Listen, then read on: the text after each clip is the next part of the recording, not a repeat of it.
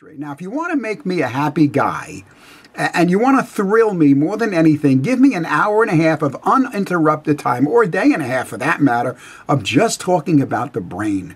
My gosh, I mean, I taught neurochemistry for 30 years. It is exciting. Can you imagine the brain talking about the brain? That's what it boils down to. My brain talking about itself. It's pretty extraordinary. In any case, so I'm still on a high from that few hours on the phone with hundreds of, maybe thousands of doctors from throughout the world talking about the importance of having a brain plan. Do you have a plan for your brain as it gets older is basically the premise. You know, you hit age 39, your brain starts to change. The myelin sheath gets hard, neurotransmission is slower, your brain starts to shrink, and you have something to say about that. If you ignore it, it's just going to go, along its merry way.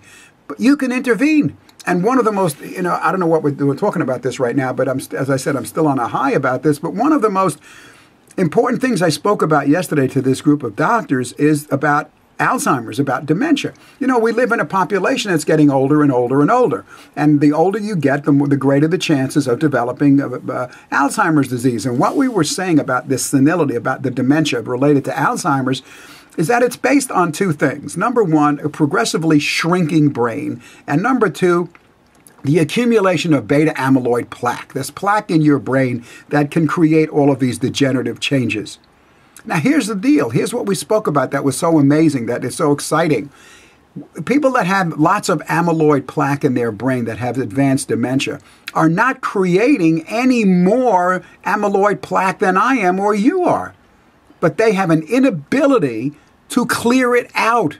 And that is so important to think about. They produce the same amount of plaque that you and I do. We don't have dementia.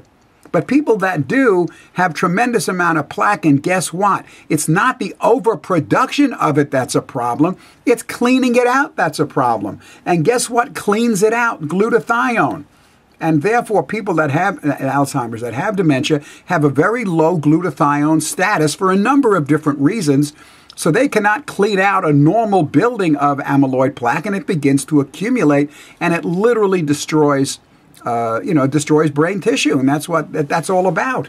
Fascinating, and doctors don't know this.